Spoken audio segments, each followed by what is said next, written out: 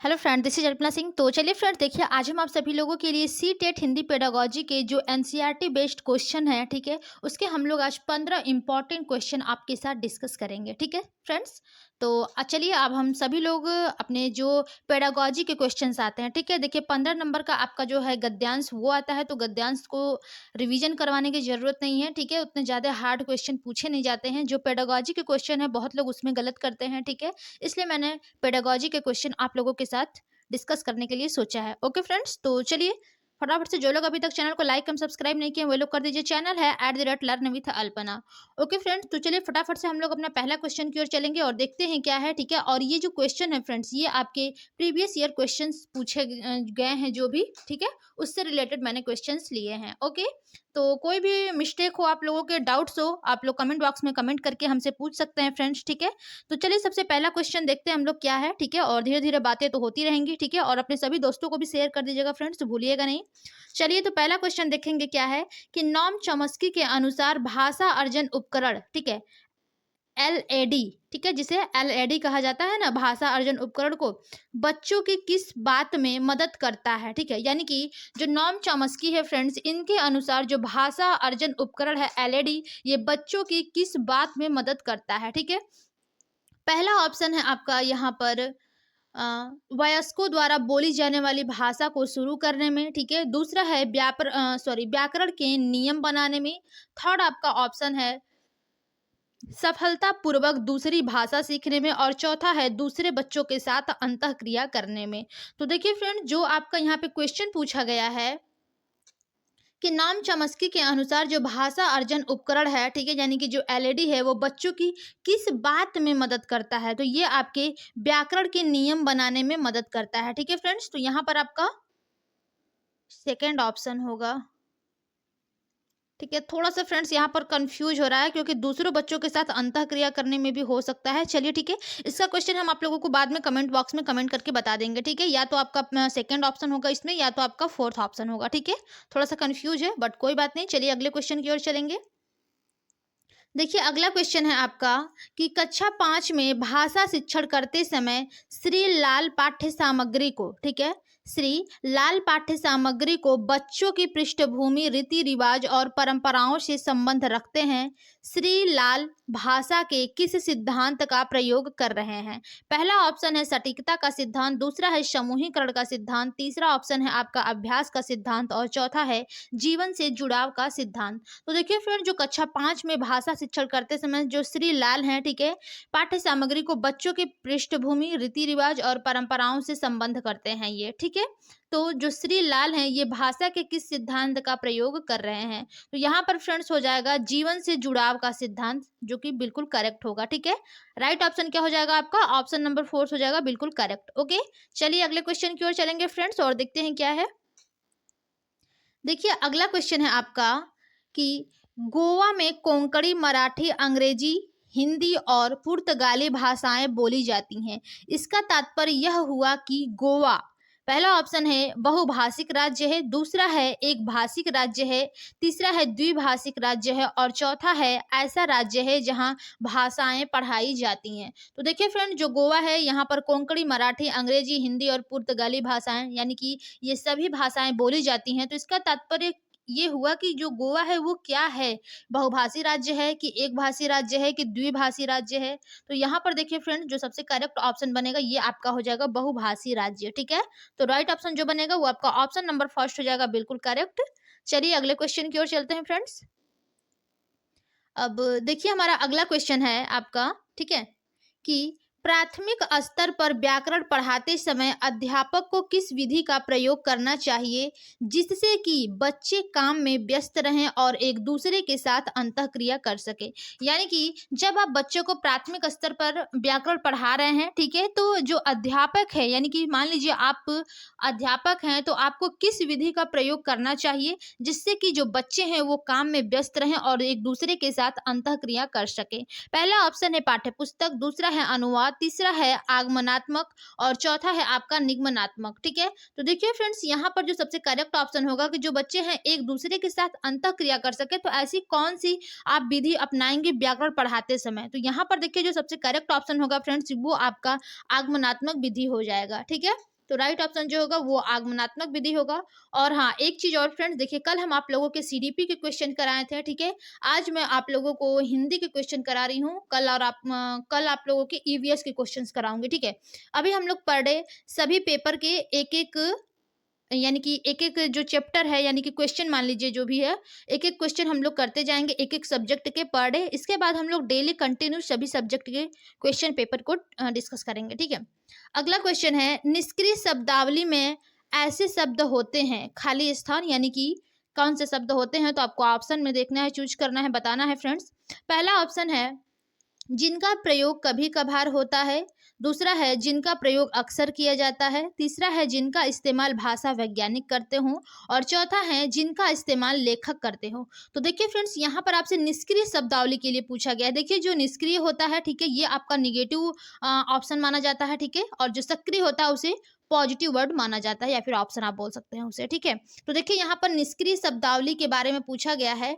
तो यहाँ पर देखिए जो राइट ऑप्शन बनेगा फ्रेंड्स वो आपका होगा कि जिनका प्रयोग कभी कभार होता है। ठीक है, ये देखिए आपके निष्क्रिय शब्दावली में ऐसे ही शब्द होते हैं जिनका प्रयोग कभी कभार होता है। ठीक है, तो राइट ऑप्शन बनेगा आपका ऑप्शन नंबर फर्स्ट। चलिए अगले क्वेश्चन की ओर चलते हैं फ्रेंड्स।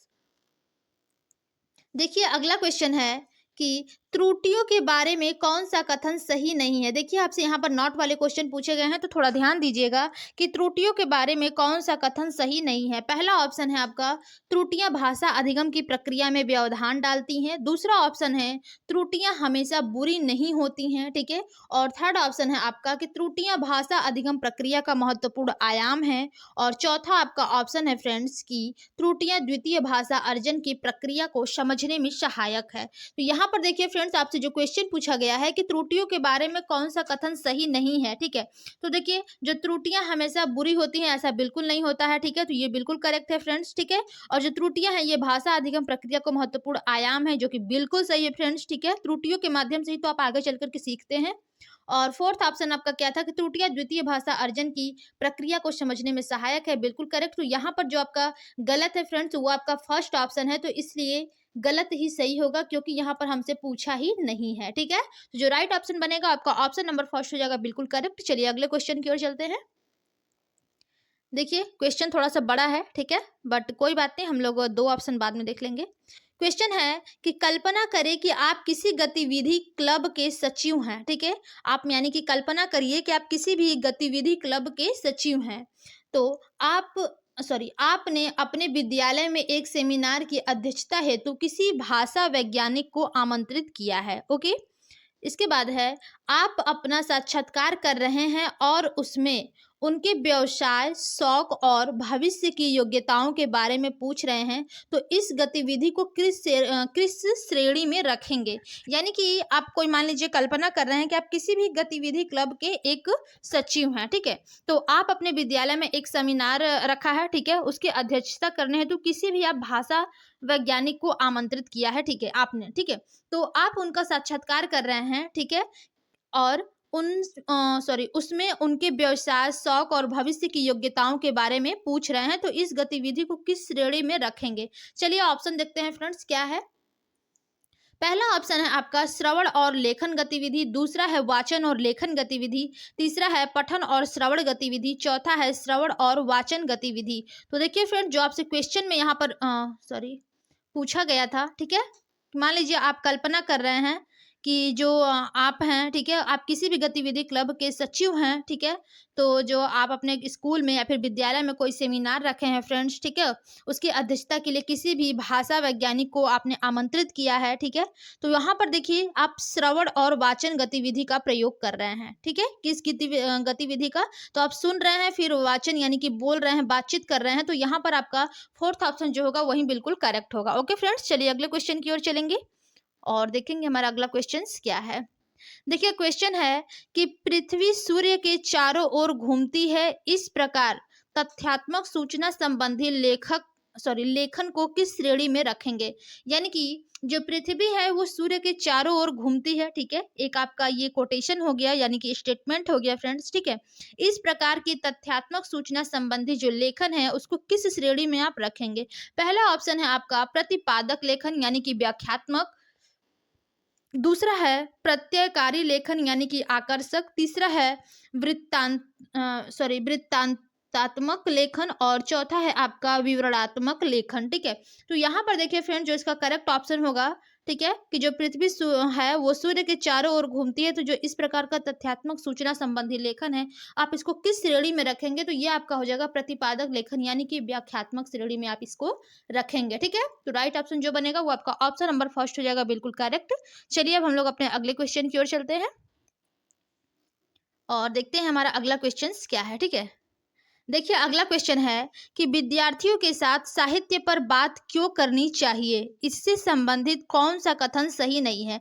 देखिए फ्रेंड्स आपसे नोट वाले क्वेश्चन पूछा है। सबसे पहले आप लोग एक जो स्टेटमेंट है यहाँ पर इसको समझिए कि जो विद्यार्थी हैं उनके साथ साहित्य पर बात क्यों करनी चाहिए, ठीक है? इससे संबंधित कौन सा कथन सही नहीं है? तो पहला ऑप्शन है आपका यह बहुत प्रेरणास्पद होता है, जो कि देखिए बिल्कुल करेक्ट है, ठीक है? दूसरा है यह पाठ्यक्रम में शामिल नहीं है, ऐसा बिल्कुल नहीं है फ्रेंड्स कि ये पाठ्यक्रम में शामिल नहीं है, ठीक है? और थर्ड ऑप्शन है कि यह विद्यार्थियों को दूसरों की संस्कृति समझने में मदद करता है, जो कि बिल्कुल सही है, ठीक है? ये जो यानी कि जो साहित्य होता है, ठीक है, इस पर अगर आप बात करते हैं विद्यार्थियों से तो जो विद्यार्थी हैं उनको दूसरों की संस्कृति समझने में मदद मिलती है, ठीक है, बिल्कुल करेक्ट है। और फोर्थ ऑप्शन है कि यह भाषा अर्जन का आधार है, बिल्कुल सही है फ्रेंड्स। तो जो गलत है देखिए वो आपका ऑप्शन नंबर 2 है, ठीक है? और यहाँ पर हमसे पूछा भी नॉट वाला क्वेश्चन है, तो क्या हो जाएगा आपका राइट ऑप्शन जो है फ्रेंड्स वो आपका ऑप्शन नंबर 2 हो जाएगा, बिल्कुल करेक्ट। ओके, चलिए अगले क्वेश्चन की ओर चलेंगे और देखते हैं क्वेश्चंस क्या है। देखिए आपका अगला क्वेश्चन है कि भाषा अधिगम में निदानात्मक परीक्षण का क्या उद्देश्य है, ठीक है? यानी कि जो भाषा अधिगम है इसमें निदानात्मक परीक्षण का क्या उद्देश्य होता है? पहला ऑप्शन है योगात्मक आकलन की योजना बनाना और प्रश्न पत्र तैयार करना, दूसरा ऑप्शन है शिक्षार्थियों की समझ में रह गए अंतरों यानी कि जो कमियां हैं, ठीक है, उनको जानना। ये तो बिल्कुल सही होगा क्योंकि निदानात्मक का मतलब ही यही होता है। चलिए हम लोग थर्ड और फोर्थ ऑप्शन भी देख लेंगे क्या है, ठीक है? देखिए थर्ड ऑप्शन है आपका कि विद्यार्थियों को काम दिलवाने के उद्देश्य से उनकी भाषाई निपुणता का परीक्षण करना, ऐसा बिल्कुल नहीं है फ्रेंड्स, ठीक है? और फोर्थ ऑप्शन है कि किसी विशिष्ट कार्यक्रम हेतु अभ्यर्थी की पात्रता का आकलन करना, ये भी गलत है। तो यहाँ पर जो आपका करेक्ट ऑप्शन बनेगा फ्रेंड्स ये आपका ऑप्शन नंबर सेकेंड ही आपका बिल्कुल करेक्ट हो जाएगा कि जो शिक्षार्थी हैं इनकी समझ में रह गए अंतरों यानी कमियों को जानना। देखिए जो निदानात्मक होता है वो आपकी समस्याओं को जानना होता है, उसके बाद उपचार होता है, ठीक है? तो यहाँ पर जो सबसे करेक्ट ऑप्शन बनेगा ऑप्शन नंबर सेकंड हो जाएगा, बिल्कुल करेक्ट। चलिए अगले क्वेश्चन की ओर चलते हैं और देखते हैं क्वेश्चंस क्या है, ठीक है? अगला क्वेश्चन है आपका कि भारत में किस भाषा को द्वितीय भाषा के रूप में माना गया है, ठीक है? पहला ऑप्शन है संस्कृत, दूसरा है हिंदी, तीसरा है अंग्रेजी और चौथा है उर्दू। तो देखिए फ्रेंड जो भारत में किस भाषा को द्वितीय भाषा के रूप में माना गया है, यहाँ पर आपका हो जाएगा अंग्रेजी, ठीक है? पहली भाषा क्या है फ्रेंड्स, वो आपकी मातृभाषा यानी कि आपका हिंदी हो जाएगा, ठीक है? दूसरी भाषा आपको अंग्रेजी माना गया है। चलिए अगले क्वेश्चन की ओर चलेंगे। तो राइट ऑप्शन जो बनेगा वो आपका ऑप्शन नंबर थर्ड हो जाएगा, यहाँ पर अंग्रेजी, ठीक है? चलिए अगला क्वेश्चन देखते हैं। ओ सॉरी, ठीक है। अगला क्वेश्चन है कि किसी भाषा के शब्दों और उनके अर्थ के बीच स्वाभाविक संबंध नहीं है, ठीक है? यह कथन किससे संबंधित है? यानी कि जो आपका यहाँ पर स्टेटमेंट है फ्रेंड्स एक कि किसी भाषा के शब्दों और उनके अर्थ के बीच स्वाभाविक संबंध नहीं है, यह कथन किससे संबंधित है? पहला ऑप्शन है आपका भाषा अद्वितीय है, दूसरा है भाषा वाचिक है, तीसरा है भाषा यादृच्छिक है और चौथा है भाषा गतिशील है, ठीक है? तो यहाँ पर देखिए फ्रेंड जहाँ पर आपका यादृच्छिक वर्ड आता है वो आपका ऑप्शन पॉजिटिव माना जाता है, ठीक है? तो जो भाषा है वो क्या है, यादृच्छिक है, ठीक है? तो राइट ऑप्शन जो बनेगा वो आपका ऑप्शन नंबर थर्ड हो जाएगा, बिल्कुल करेक्ट। चलिए अगले क्वेश्चन की ओर चलेंगे फ्रेंड्स और देखेंगे हमारा अगला क्वेश्चन क्या है। देखिए क्वेश्चन है आपका कि व्याकरण पढ़ाने की सर्वोत्तम विधि कौन सी है, ठीक है? आपको व्याकरण पढ़ाने की सर्वोत्तम विधि कौन सी है बताना है। पहला ऑप्शन है आपका व्याख्यान, दूसरा है अभ्यास ड्रिल के माध्यम से, दूसरा है अनुवाद, तीसरा है आगमनात्मक और या फिर निगमनात्मक, ठीक है, आगमनात्मक, निगमनात्मक। तो देखिए फ्रेंड, जो व्याख्यान होता है ये व्याकरण सिखाने की सर्वोत्तम विधि नहीं है, ठीक है। अभ्यास ड्रिल यानी कि रट्टाफिकेशन ये भी नहीं है, अनुवाद विधि ये भी नहीं। तो जो आपका करेक्ट ऑप्शन होगा वो आपका हो जाएगा आगमनात्मक और निगमनात्मक, ठीक है। ये व्याकरण पढ़ाने की सर्वोत्तम विधि इन्हीं को माना गया है, ठीक है। तो राइट ऑप्शन जो बनेगा फ्रेंड्स, ऑप्शन नंबर 4 हो जाएगा बिल्कुल करेक्ट। चलिए अगले क्वेश्चन की ओर चलते हैं और देखेंगे हमारा अगला क्वेश्चन क्या है, ठीक है। देखिए अगला क्वेश्चन है कि लक्ष्य दृश्य शब्द, ठीक है। देखिए लक्ष्य दृश्य शब्द शब्द भंडार में किस प्रकार का शब्द है। पहला ऑप्शन है रट कर सीखा जाता है, जो कि देखिए फ्रेंड्स पहले ही आपका गलत हो जाएगा, रट कर सीखना, ठीक है। ये आपका निगेटिव क्या होता है वर्ड माना जाता है, रट्टाफिकेशन, ठीक है। तो यहाँ पर ये तो होगा नहीं। दूसरा है पाठक इसकी पहचान करता है और बिना किसी जटिल विशेषण के इसे अर्थपूर्ण पाता है, ठीक है। दूसरा कुछ हद तक ठीक है ये, बट हम लोग अगला ऑप्शन देखेंगे क्या है। थर्ड है लेखक की शैली की प्रभावशीलता का निर्णय लेने में मदद करता है। दूसरा है आपका कम प्रयुक्त किया जाता है। तो देखिए फ्रेंड्स, यहाँ पर जो लक्ष्य दृश्य शब्द है, ठीक है, ये शब्द भंडार में किस प्रकार का शब्द है। तो यहाँ पर देखिए जो सबसे करेक्ट ऑप्शन बनेगा वो आपका ऑप्शन नंबर 2 हो जाएगा कि पाठक इसकी पहचान करता है और बिना किसी जटिल विशेषण के इसे अर्थपूर्ण पाता है, ठीक है। तो यहाँ पर यही ऑप्शन जो है आपका 2 बिल्कुल करेक्ट बनता है। चलिए अगले क्वेश्चन की ओर चलेंगे फ्रेंड्स और देखते हैं अगला क्वेश्चन क्या है। देखिए अगला क्वेश्चन है आपका, और ये आज के हिंदी पेडागोजी के लास्ट क्वेश्चन होंगे फ्रेंड्स, टॉप 15 क्वेश्चन में। क्वेश्चन है कि आरंभिक साक्षरता उपागम पर आधारित कक्षा के लिए बच्चों को कक्षा में क्या करना चाहिए। यानी कि जो आरंभिक साक्षरता है, ठीक है, आरंभिक साक्षरता उपागम, ठीक है, इस पर आधारित जो कक्षा के लिए बच्चों को कक्षा में क्या करना चाहिए। पहला ऑप्शन है आपका पारंपरिक प्रवेशिका पढ़ानी चाहिए। दूसरा ऑप्शन है विभिन्न प्रकार के लिखित और वाचिक सामग्री से अंतःक्रिया करनी चाहिए। तीसरा ऑप्शन है फ्रेंड्स कि ड्रिल और अभ्यास वाले वर्कशीट पर काम करना चाहिए। ये तो बिल्कुल नहीं होगा, और जो ये प्रवेशिका है फ्रेंड्स ये भी नहीं होगा, ठीक है। चलिए फोर्थ ऑप्शन देख लेते हैं क्या है हमारा, और फोर्थ ऑप्शन है आपका मौखिक ड्रिल अभ्यास कराना चाहिए। ये भी नहीं होगा। देखिए जो ड्रिल हो जाता है रट्टाफिकेशन, ये तो बिल्कुल ही निगेटिव वर्ड माना गया है, ठीक है। तो यहाँ पर जो आपका राइट ऑप्शन बन रहा है फ्रेंड्स, इसमें कि आरंभिक साक्षरता उपागम पर आधारित, ठीक है, कक्षा के लिए बच्चों को कक्षा में क्या करना चाहिए। तो यहाँ पर सबसे करेक्ट हो जाएगा ऑप्शन 2 कि विभिन्न प्रकार की लिखित और वाचिक सामग्री से अंतःक्रिया करनी चाहिए, ठीक है। अंतःक्रिया जहां पर आता है फ्रेंड्स, ये आपका पॉजिटिव वर्ड है, ठीक है। आप लोग टैग वर्ड थोड़ा सा ध्यान में दीजिए। जो अंतःक्रिया जहां पर आता है ये आपका पॉजिटिव वर्ड माना जाता है, ठीक है। बस बशर्ते आप लोग का जो सेंटेंस है, वाक्य है, ठीक है, उसको आप लोग अच्छे से पढ़िएगा, तभी नहीं तो पता चला कि नोट वाले में अंतःक्रिया दे दिया है, आप लोग बस मार करके चले आए तो 1 नंबर आपका कट भी सकता है, ठीक है। और यहाँ पर देखिए जो आपका सेकंड ऑप्शन है फ्रेंड्स बिल्कुल करेक्ट हो जाएगा। और एक इंपॉर्टेंट बात हम आप लोगों को बता दें फ्रेंड्स की देखिए आपका जो पिछली बार पेपर हुआ था अभी 20 अगस्त को हाल ही में, ठीक है, बहुत ही यानी कि इस बार जो पेपर था आपका थोड़ा सा आपका टफ था, ठीक है, मॉडरेट से लेकर के टफ की ओर जा रहा था, इजी की तरफ नहीं था आपका पेपर, ठीक है। तो थोड़ा ध्यान से आप लोग प्रैक्टिस करिएगा फ्रेंड्स। और हमारा यही उद्देश्य है कि आप लोग का 120 प्लस 130 प्लस क्वेश्चन आए, और जितने भी प्रीवियस ईयर क्वेश्चन पेपर हैं फ्रेंड्स आपकी, हम सभी प्रीवियस ईयर जो क्वेश्चन पेपर है आप लोगों को सॉल्व करवाएंगे इसी अपने यूट्यूब चैनल पर, ठीक है।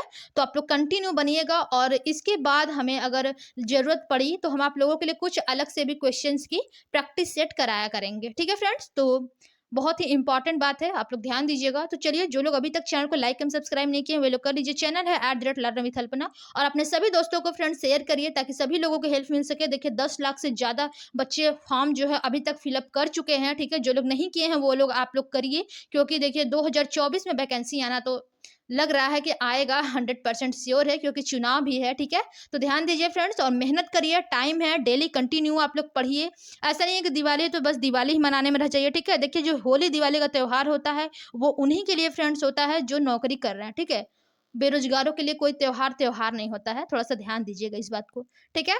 तो चलिए आज के लिए बस इतना ही, मिलेंगे अपने कल की क्लास में फ्रेंड्स, तब तक के लिए धन्यवाद। ओके।